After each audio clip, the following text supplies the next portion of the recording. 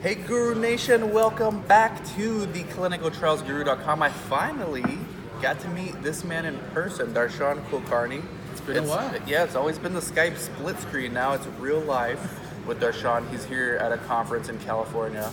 Darshan, for the people out there that don't know who you are, let them know something about you. Okay, so the first thing to know about me is apparently I'm taller in person. Much taller. He's like 6'2". 6'3" maybe. 6'3" maybe, debatable.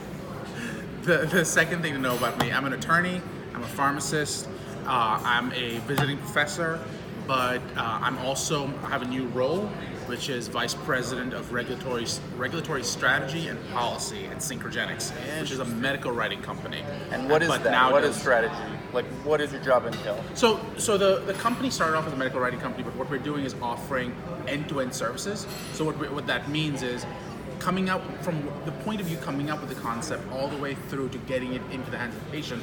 What are all the things that patients, providers, people in industry need to know to provide a fuller experience? How do you get your product all the way through? So while the origin of the company was in medical writing, we're doing a lot of this submission stuff, for example, transparency, patient engagement, and that was a conversation we were going to talk about today a little bit, which is around patient engagement. So let's talk about patient engagement. First of all, what is patient engagement? It sounds like an industry buzzword. Break it down for Guru Nation. What does this actually mean? So the problem is that it is a little bit of an industry buzzword, isn't it? A lot of it. Everyone wants to say that they're engaging patients. What they're really trying to say is that we're engaging customers, and that's the fundamental difference.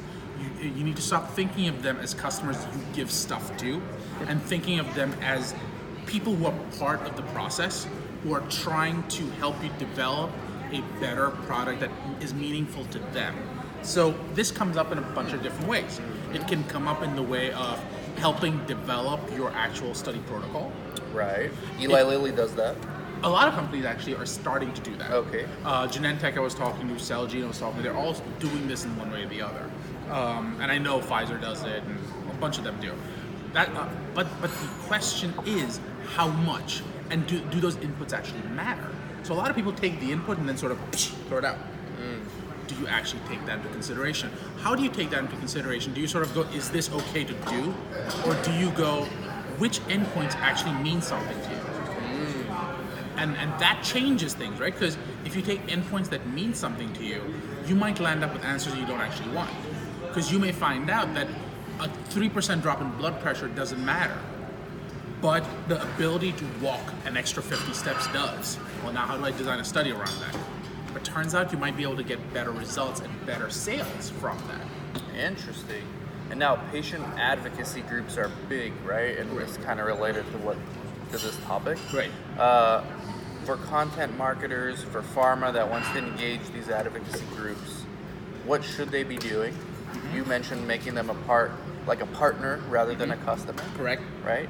What's to stop someone from, like a pharma, from doing a Kickstarter campaign, getting a patient advocacy group behind them, and then let them go out and tell all their followers to invest? There's a very easy thing that's going to stop them. The fact that in the last 2 years, there have been 6 companies that have been sued by the Department of Justice for doing that inappropriately. Kickstarter. Well, it wasn't Kickstarter. It was basically engaging with patient groups inappropriately. Okay. And what does that mean, inappropriately? Inappropriately might be something... Dinesh, how are you? Kickstarter, it may be something as simple as, you know what? So let's take hemophilia. That's an area that has a lot of problems. And I've had clients in them, and they work very diligently to make sure they avoid these problems. But the fact is that it's easy to get caught up. So a hemophilia patient often uses products like factors. So factors are blood products. They can cost very easily, they can cost $10,000 a dose. Some patients start living with specific factors all the time. So if you go with one of 2 products, it's $10,000 a dose if you have an acute sort of bleeding episode, for example. So for example, if patients going to the OR, I still work as a pharmacist, I continue to keep my license going, and as part of that, I have personally been in situations where the patient will come out of the OR and the doctor will go, I want this blood product every 2 hours for the next 48 hours, next 72 hours. Now imagine that. So it's $10,000 per dose times 12 doses. So that is 1.2 million. No, that's $120,000 Yep. times three days. That makes it $360,000. Yep. Then go to every 4 hours, and they taper off. But that one episode, not counting anything else, made that company close to about $500,000 over the course of 4 days. So what companies are starting to do is they're saying, okay, we know that this is an actual concern, and we know we have a legitimate product to offer. So we're going to start talking with these patients. So they'll actually start nurturing those relationships. What will happen is sales reps will go in, they will attend events, they will sponsor events, they will then, if the kid is looking to come out, they'll give them internships, they'll try to get them a job if they can. For the patient? For the patient. And none of that inherently sounds like a bad thing. Why is giving a kid a job a bad thing? But when you're doing it with the concept that, well, now he likes your drug, he's not going to switch away from it. Or because they're influencers? Are these influencers online, or? They might be influencers, but they themselves are allowing the company to make $500,000 off of single sort of inpatient visit. So they're like a brand ambassador, pretty much. For themselves, I'm not even counting the downstream effects. They themselves are so much money. Then you count the downstream effects, which is they'll go tell other friends, because these are small communities often. So they'll often go to other friends and go like, oh, I'm using this and I really like it. You're using this. Oh, I tried that. That didn't quite work out for me. How did it work for you? Well, I don't know, but now that you mention it, I do have that. And maybe I'll switch over. And since in these small communities this can happen, this can become problematic. So Department of Justice overseeing these issues and going, well, are you doing it right? I know one company already settled, I think it was like $35 million. Wow. Nice bill to get. Yeah. So these are not small issues, and patient advocacy groups have to know what they're walking into. So something to think about. It's a huge area. They have massive impact on clinical research. They're engaging with patients, whether it's the 21st Century Cures Act, whether it's PDUFA 6, they're all saying we want patient engagement. FDA has come out with their own patient committee that actually helps in approval of drugs. Yeah. All that is true, but how you do it is what matters. So what do you think as we wrap up? I know you gotta go. Yeah.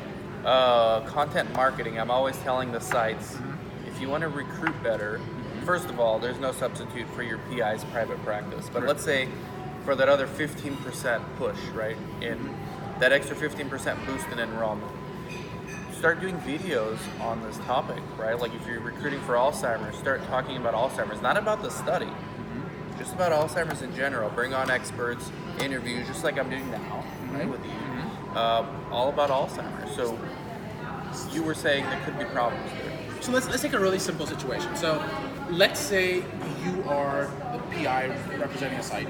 Yep. I'm an expert. Okay. But you are being paid by the pharma company because you happen to be a really good speaker, or I'm being paid by the pharma company because I'm a really good speaker. Okay. And now you're interviewing me, and I'm talking about this drug, this disease state, talking about the importance. What this just became, whether or not you like it, is a promotional campaign for the drug. And there are a ton of guidelines. So avoid drugs when talking. For the most part, yeah. Yeah. But also there are some questions about what kind of disease state marketing are you doing? Are you just doing a general disease state marketing? Because if you do a true blue disease marketing, that would be regulated by the FTC, not by the FDA. But most people mess that one up. I see. A lot of things to worry about if you're gonna embark on this journey. Thank you, Darshan. We'll do more on this. For sure. I know you gotta Hopefully we'll be on the same side of the world when this happens again. Yeah, right. We'll do it. Any questions from Chris, the audience? Nope. Cameraman, thank you, sir. Thank you, Chris. Thank you, Guru Nation. Bye-bye.